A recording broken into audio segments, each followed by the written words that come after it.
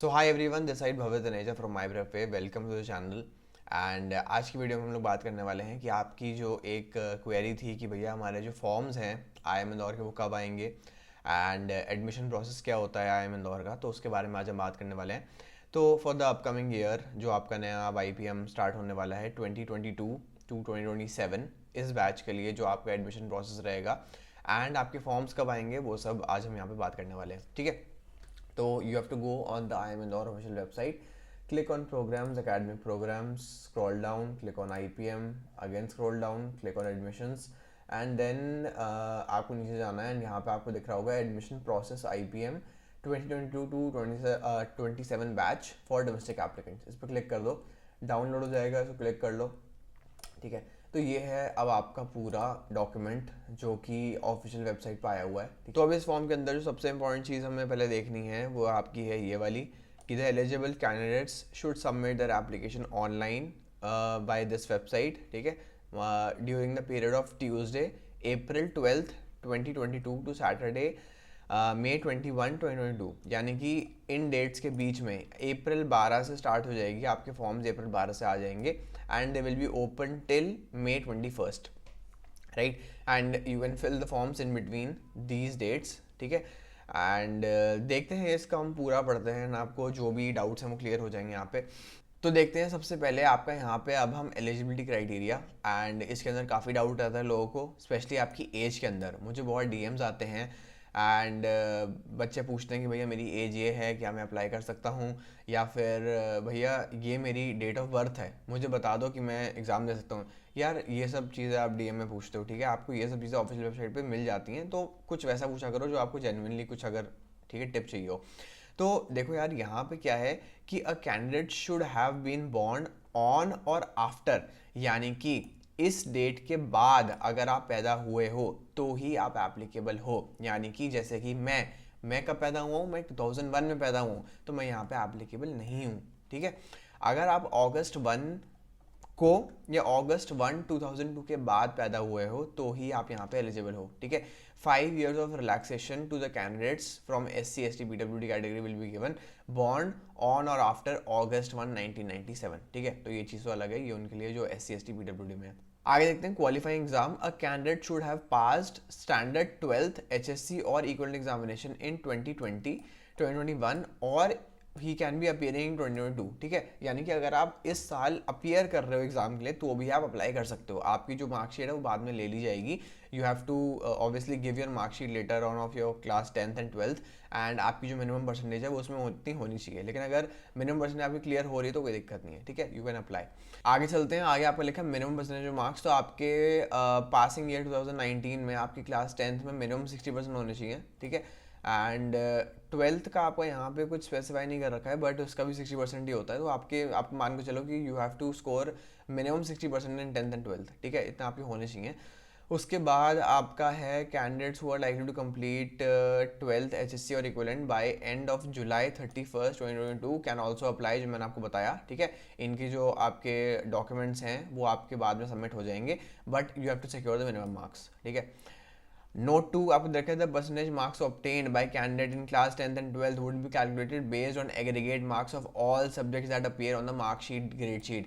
बहुत डाउट रहता है कि भैया हम तो बेस्ट 4 डाल के आ गए, भैया हम तो बेस्ट 3 डाल के आ गए, हमारा फॉर्म रिजेक्ट हो गया। अरे भाई हो जाएगा, बिकॉज आपको aggregate marks of all subject डालने हैं, ठीक है, ये गलती मत करके आना, नहीं तो फॉर्म रिजेक्ट हो जाएगा।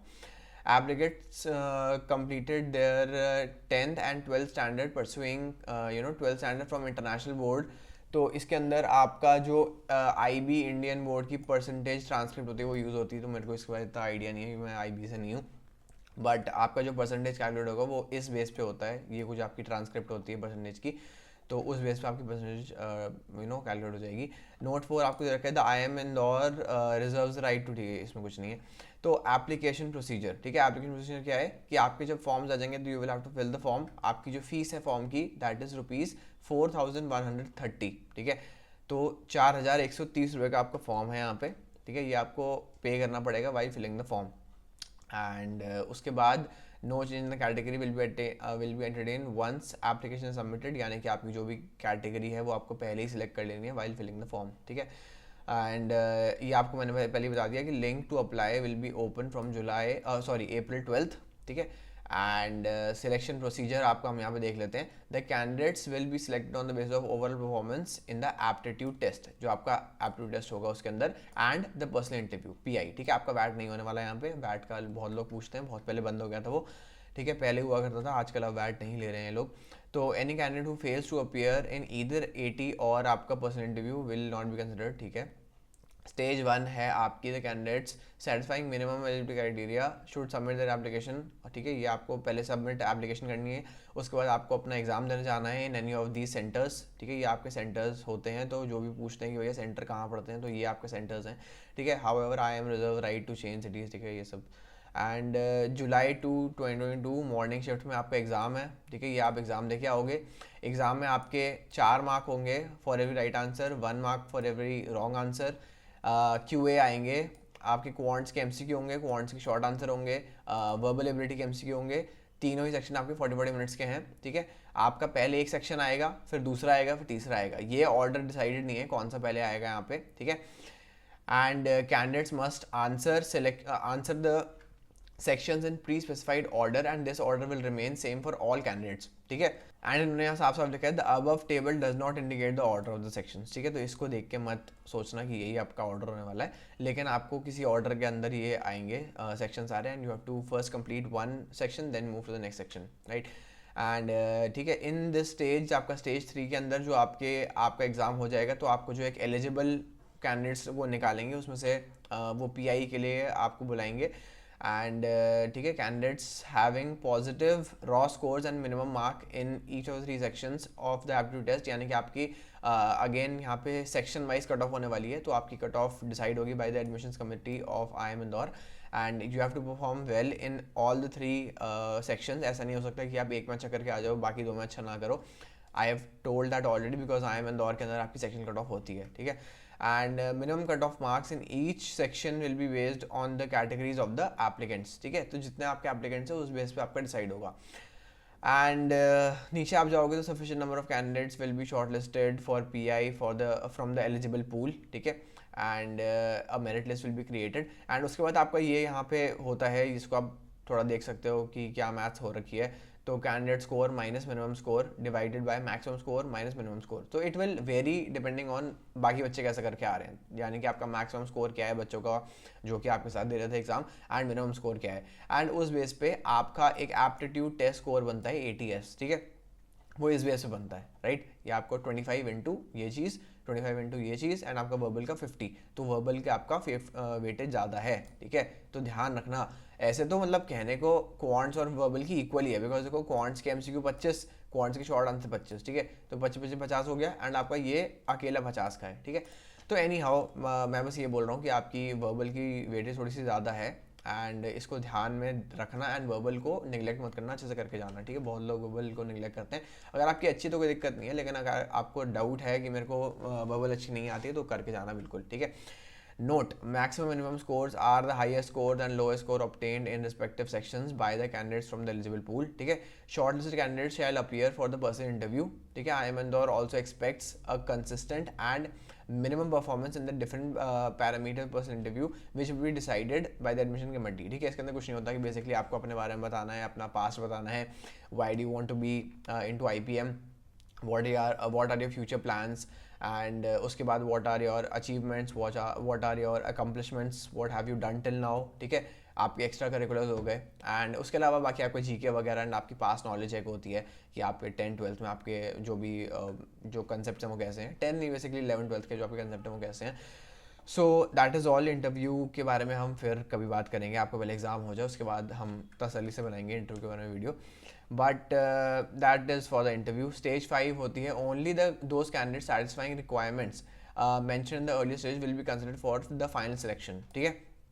Category wise merit list will be generated based on the composite score as mentioned in table 2, ठीक है। and the provisional admission offer will be made accordingly to the government of India, यानी कि आपको यहाँ पे basically admission form भेज दिया जाएगा प्रोविजनल एडमिशन ऑफर, एंड जो लोग सिलेक्ट करते हैं उनको एडमिट कर लिया जाएगा, जो लोग फीस भर देंगे, ठीक है यहाँ पे। एंड जो लोग नहीं करेंगे उनको फिर हटा दिया जाएगा, वो आपका जो लेटर है वो पास ऑन हो जाएगा नेक्स्ट बंदे को। बट इंदौर के अंदर क्योंकि सब लोग एम कर रहे होते हैं तो काफ़ी कम रेट होता है कि कोई अपना जिसके पास फॉर्म आता है एडमिशन लेटर, वो रिजेक्ट करता है उसको। तो लेट्स सी कितना मूवमेंट रहता है इस बार। But try to give your best, अच्छा करके आना एग्ज़ाम के अंदर एंड अच्छे से पढ़ो। एंड उसके बाद में आपको दे रखा है कि आपका वेटेज क्या है। 65% weightage is for your exam, and 35 is for your PI which is not less. Again 35 अच्छी वेटेज होती है, एंड उसके हिसाब से आपका बनता है कॉम्पोजिट स्कोर, ठीक है, दैट इज योर CS। आगे लिखा है no intimation will be send to candidates who are not selected for the final offer. तो अगर आपको कोई इंटीमेशन नहीं आती है यहाँ से, यानी कि आपको ऑफर नहीं किया गया है, एंड उसके बाद ये कुछ रिजर्वेशन नॉर्म्स हैं, ये आप लोग खुद से पढ़ सकते हैं, ठीक है, जो जिस कैटेगरी में फिट होता है। तो I will not read this. So that is all for this form. हमने पूरा फॉर्म यहाँ पे अच्छे से पढ़ लिया, कोई भी चीज़ मिस नहीं करी है। एंड ठीक है, आई होप आपको जो पूरा एडमिशन प्रोसेस समझ में आ गया होगा। एंड काफ़ी कम टाइम रह गया, यू हैव हार्डली 80 days। तो प्लीज़ अब पढ़ना स्टार्ट करो, अगर आपने अभी तक नहीं किया है पढ़ना स्टार्ट। 1 महीने में हो सकता है, मैंने बहुत बार बोला है, लेकिन आपको मेहनत करनी पड़ेगी, ठीक है, बिना मेहनत के कुछ अचीव नहीं होता है। And you will have to do your quants LR verbal, ठीक है। आपका इस केस में लॉजिकल रीजनिंग तो है नहीं, तो थोड़ा सा आपके लिए अच्छा है। तो if you preparing only for IIM Indore तो यू कैन स्किप LR, तो आपके लिए वो एक बहुत बड़ी चीज़ हो जाती है, बिकॉज LR अपने आप में ही काफ़ी चैप्टर्स हैं। तो you can skip LR if you are preparing only for IIM Indore. तो आपको बस क्वांट्स करना है एंड आपको वर्बल करना है। आपको इंपॉर्टेंट चैप्टर्स चाहिए तो हमारी वेबसाइट पे भी आप जा सकते हो, वहाँ पे हमने अपलोड कर रखी हैं videos, you can watch some demo videos, and if you like and you want videos for all the chapters, then you can buy the whole course.